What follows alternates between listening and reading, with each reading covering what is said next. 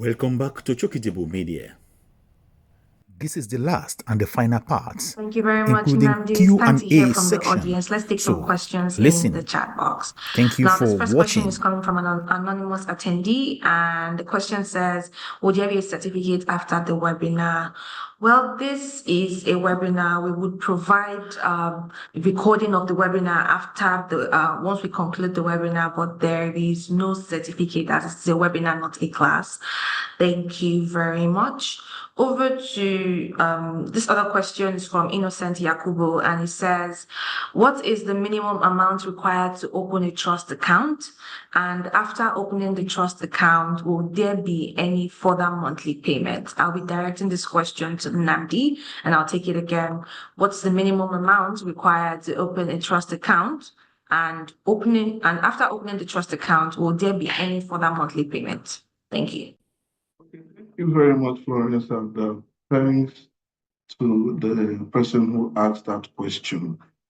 Because trust services are bespoke, that is, they focus on the specific needs of the individual. We will need to interact with you. We will need to diagnose the scope of what you require to put together your estate plan before evaluating the cost.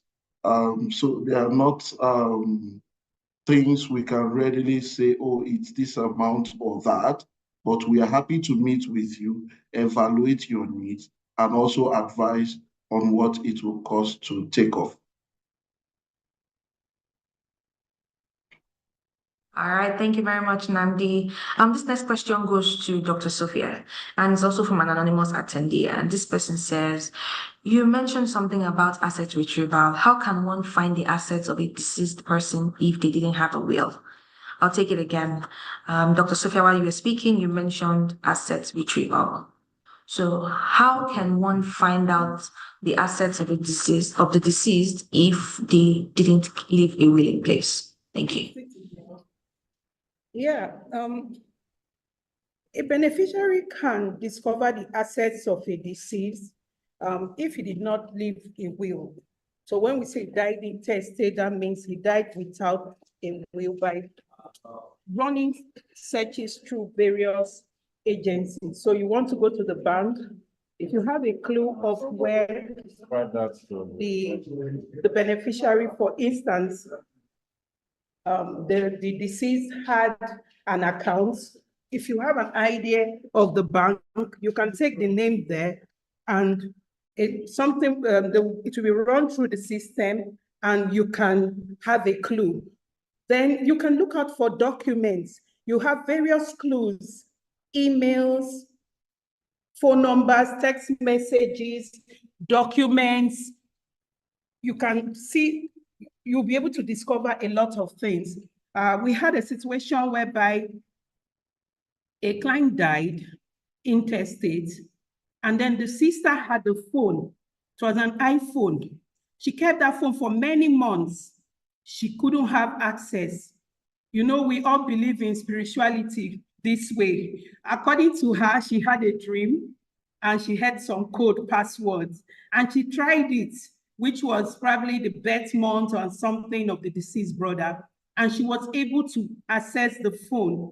When she got access into that phone, she saw the email, and she went through all the email for several months and back in years. That was when she saw a letter where we exchanged correspondence with this particular deceased client.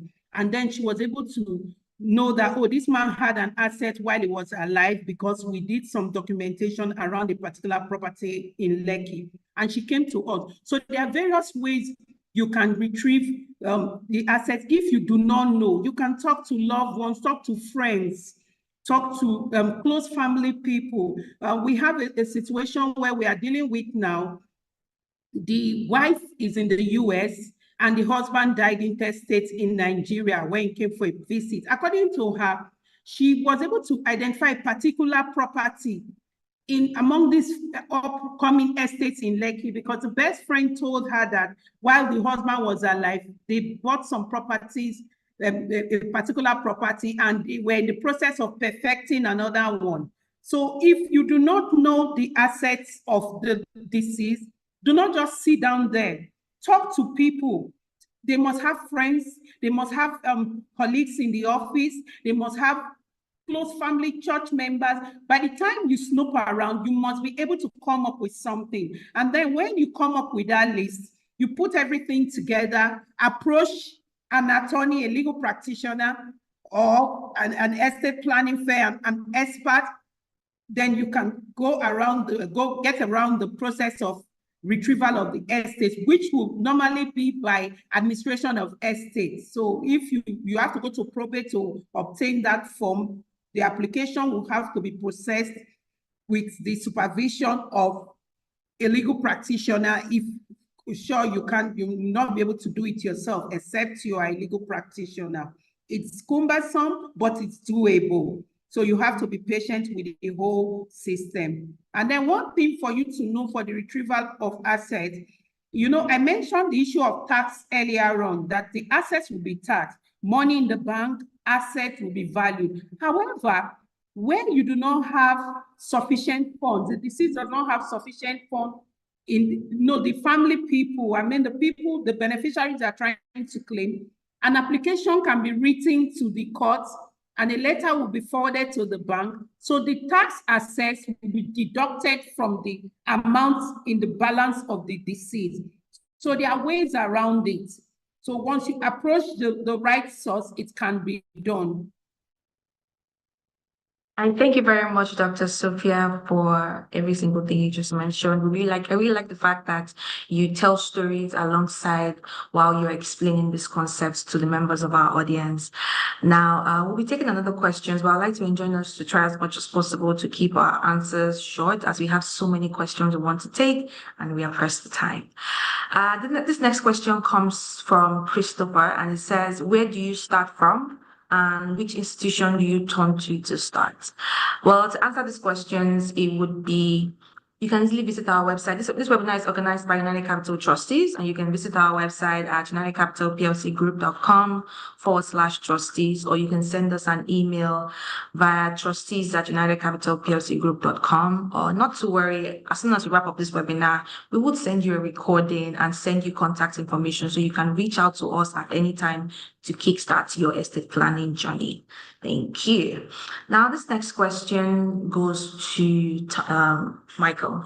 Now, this question says, what documents does one need to open a will with United Capital? And do you have to pay constant management fees to keep it going? Over to you, Michael. Thank you so much. And I know there are quite a number of questions in the chat. We certainly would not be able to respond to it all, and there's a lot of questions around cost. What does it take to start up? How much would it cost? First, we want to mention that because there are different kinds of wills and there are different kinds of estates, and there are no two cases that are the same, right? It could be a simple will, it could be a comprehensive will. You could have a single asset trust, you could have a living trust. Again, we start by saying book a one-on-one session. Either the phone number or the email that has been shared, we can type it in the chat here. Or perhaps our website, when you go to, you'll find the numbers that you can reach. Is the first step to saying, have a discussion first to know what exactly you require. The costs are very effective costs. They are not costs that are meant to burden you. We recognize and appreciate the fact that this is a very major step that you are taking. And our plan is to help you safeguard and to ensure that your loved ones are being protected. So the cost is very, very minute. Again, because they differ, those are some of the things that can run through there. I know a lot of people have maybe also asked one or two questions around, can you have many will and trust? No, I'm already having something. If you already have a will, you can have a codicil, an amendment to it, right? A will can only be one. That's why it's called the last will. But you could have numerous trusts because there are different kinds of trust. A trust can be set up for maybe your business. A trust can also be set up for your children, an endowment, a foundation you're doing. And that's, that difference is very significant. Again, to how to start, book a one-on-one session. Our costs are very minimal. You may have little or no asset at all, even if you have just a bank account, an RSA account, a pensions account, or maybe you have just a few stocks. That is a good starting point for you to have an estate plan. Thank you. Thank you, Michael. Just before you go, there are other questions for you. I'm just going to merge them together. The first one says, is it possible for you to have more than one will or trust? Right? If you already have a trust or an estate plan with another firm, is it possible to transfer it to United Capital? And also, can you differentiate again between wills and trusts? Thank you very much. Fine. Yes. So you can only have one will. You can also have, but you can have multiple trusts, right? Can you transfer if you already have that with a firm? The answer is a yes, you can transfer. However, have a discussion first to understand why you want to do this transfer, and number two, how the process can be done seamlessly and effectively. So the answers to that is a no. You can only have one will, but you can have another will, which is have a codicil to the will, which is an amendment to your existing will, and that will put to nullity every other one that has been before. You can have multiple trusts, but you need to know specifically what those trusts are for. I think the second thing you ask again is that in simple terms, what is the difference between a will and a trust? A will is a legal document that is a private document that is written under the 5 validity tests that is meant to identify your assets, meant to identify your beneficiary, and it takes effect only upon the death of the testator, that is the person who made the will. Nobody reads a will until the person has passed on, right? And this is done through a process at the probate division of a high court. A trust, on the other hand, is an estate planning tool that allows you to have professionals manage your estate whilst you are alive. And typically what it does for you is that it relieves you of a lot of burden. That means that as your asset continues to grow in diversity, you're having multiple classes of assets, you should have a trust so that you can go on with your day-to-day living whilst the trustees manage your estate and give you reports. They hold the legal title to all your estate while you hold the beneficiary title. So you yourself, you're a beneficiary. Under a trust, the settlor, the person who makes the trust, is the first beneficiary. Other people identified as second, third, and subsequent beneficiary. A trust is also more flexible, more diverse, and allows for many more rooms to do a lot of things. I hope that provides some clarity in simple terms. Thank you. Thank you very much, Michael. This other question is from YouTube and it's from Olushi Oluson, and he's asking, is a will written on a paper signed valid? Let me take it again. So is a will written on a piece of paper signed and valid in Nigeria? Can we hear me? Yes, I can hear that. Yes, so a will, so again, oftentimes, and I know that there are judicial precedents to this effect, that must a will be in a particular form? How would I determine if this is a will? You can write a will in in any written form, even if it's not a white piece of paper, even if it's a brown piece of paper. However, there are certain validity that makes a will valid. Otherwise, the will becomes contestable. Number one, the maker of the will, who wrote that will, is that person an adult? And number two, were there witnesses to the will? After that will was signed, did people witness that, oh yes, we saw you sign this or so? And number three also is that was that person under undue influence? If I force you to write a will, that you transfer all that you have to me or so, then that means you didn't do it properly. The formalities of saying that a will must also be dated. So if you write a will on a paper and I cannot see the date and other things, those are grounds that can make a will invalid. And the signatures that have been signed, they also need to have, certain things need to also be contained in that will. That means that when you're including things like an account detail, you don't need to state the amount in it. You just need to mention the account details. You just need to mention the full detail of the CSCS so that there are no ambiguity. And that is why whilst you can actually do a will on your own and it is valid, it is still better to engage a professional to help with the process. Thank you. Thank you, Michael. Looking at the questions in the chat box, we have a lot of questions coming from the CBN policy. So I'll be directing this next set of questions to Dr. Sophia, and this one comes from both Amarachi and an anonymous attendee, and it says, I want to clarify, Dr. Sophia mentioned something about next of kin stated in section 49 are equally entitled to the assets of the deceased. So what happens if a person dies and both the next of kin and beneficiary lay claims to these funds? Will it be split, or does the policy prioritize the beneficiary instead? Over to you, Dr. Sophia. No, that wasn't a Supreme Court pronouncement.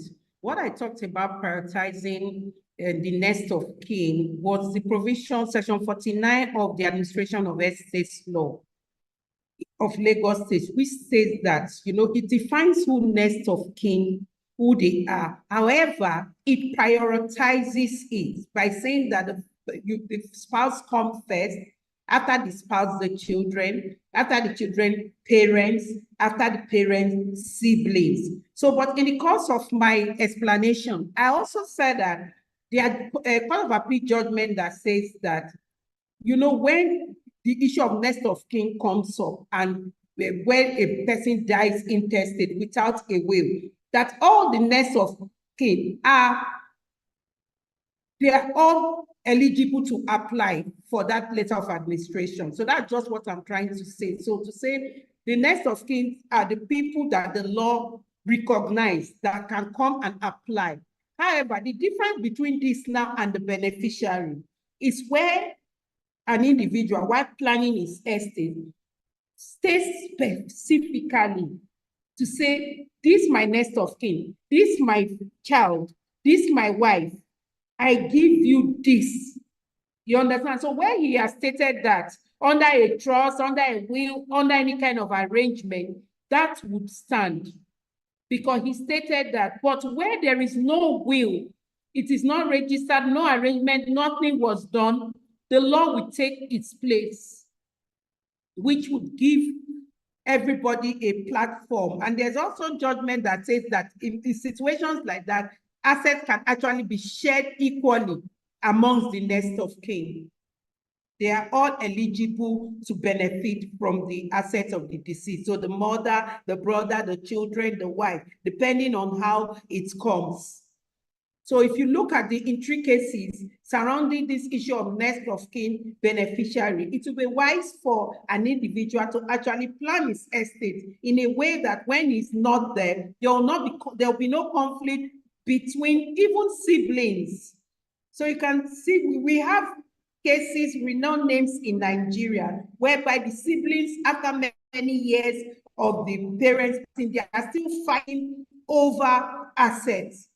And we have situations whereby even wills are written. It can be challenged for one reason or the other, not to talk about when nothing was even put in place. So you can begin to imagine the kind of conflict that will arise when a next of kin can just suddenly wake up and go to the bank. And maybe one child that has been estranged or abandoned or probably abandoned comes all the way from the States and say, oh, I heard that there's a policy in place. And by the time he comes, another uncle has gone to claim it. So we can paint a lot of scenarios. Like I said, let's watch and see what happens, how this unfolds in the next couple of months. Thank you. All right, thank you very much, Dr. Sophia. This next question is from an anonymous attendee and will be directed at Namdi. Now the question says, what are the requirements for setting up a living trust? Thank you very much, Florence, for that question. To set up a living trust, first, we'll have to consider the certainty. There has to be a settlor who would express an intention to set up such trust. There has to be beneficiaries. It's very important that there are beneficiaries, or it's very important that there is a beneficiary, because you don't set up a trust over uncertain beneficiaries. You don't set up a trust to say, oh, when I give birth, somebody has to be the beneficiary. And that's why in a living trust, the settlor, the person setting up the trust, can also be the primary beneficiary. There has to be an asset over which you are setting up such trust. So there has to be a certain asset to set up. To set up a trust, we also require some basic KYCs, personal documents to identify the parties to the trust. We have to adopt a trust deed, the document that will state the terms and conditions for the trust relationship. And of course, there has to be a trustee. The trustee has to have capacity to hold such assets. People in time past would entrust their assets to individuals and find out that sometimes the individuals would die before even them that set up the relationship. And so it's best you set up with a trustee that is a corporate entity. And in this case, being the very best in this business, it's best you set up your trust with United Capital Trustee. So these are the basics. However, other requirements may be necessary when we evaluate what the objective of the trust would be, would advise. So you reach out to us through the contact points provided. We would discuss with you and outline what you need for your own specific trust. Thank you.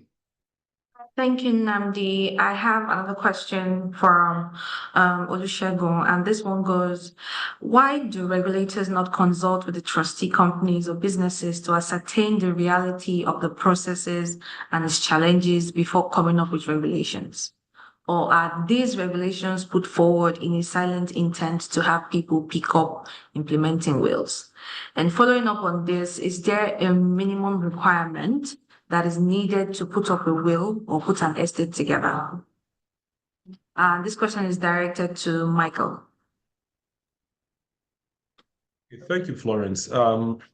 Again, when government make directive and under its agency, CBN, I believe that the intentions are noble, and the absolute intentions to ensure that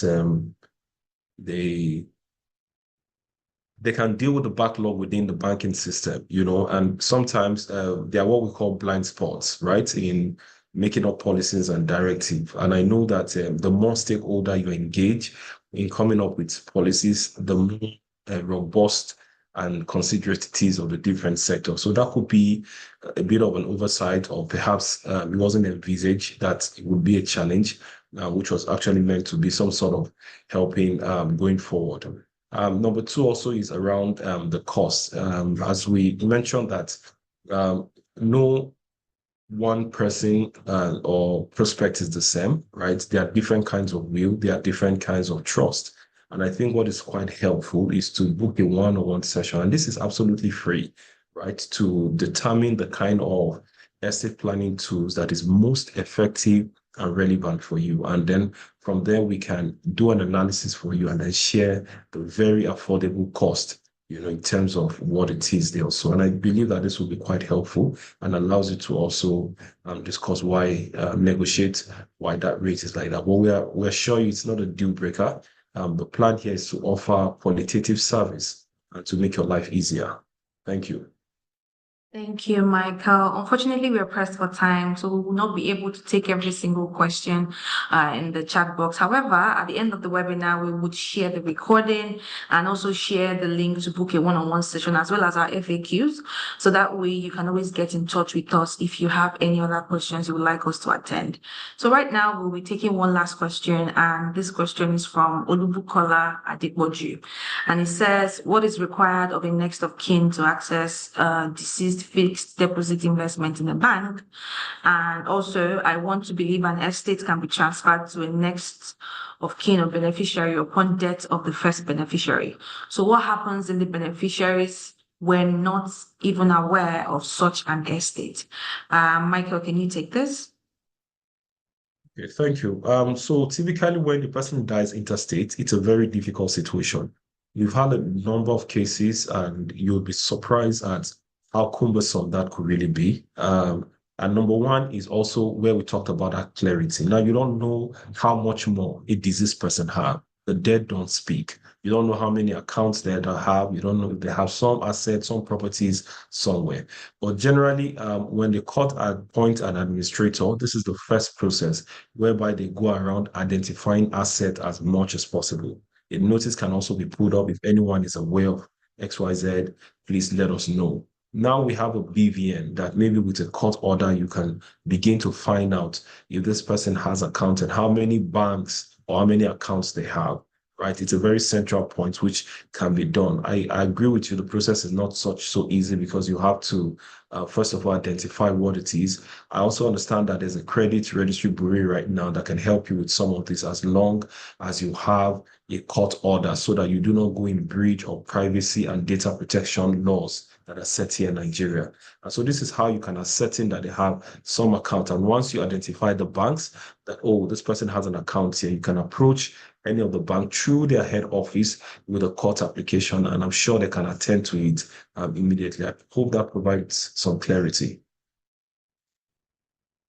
Thank you very much, Michael. Thank you very much, Dr. Sophia. Thank you very much, Namdi, for sharing your wealth of knowledge and expertise with us. Fortunately, we have to wrap up. And like I mentioned, you'll be getting an email at the end of this session with the recording, questions on frequently asked questions. You would also get access to contact information on how to reach us to kick off your estate planning plans. Now, we have been able to define next of kin, beneficiaries, the concept of wills and trusts, planning your estate, which could be anything ranging from money to cars, stocks, investments, every other thing in between. We've also been able to touch on government policies. And I would also like to appreciate our esteemed audience for staying with us to the very end. Now, just in case you missed anything during the webinar, not to worry, you will get the recording shortly. And for more information about United Capital Trustees, you can visit our website or at unitedcapitalplcgroup.com/trustees. And you can also send us an email via trustees@unitedcapitalplcgroup.com. You can also follow us on our social media platforms to stay updated on all our products and services on Instagram, Facebook, and LinkedIn at United Capital PLC. And we're also available on X at United Cap. Once again, on behalf of United Capital Trustees, we say thank you for attending. We appreciate your time and we hope that you stay in touch. See you at our next webinar. Goodbye.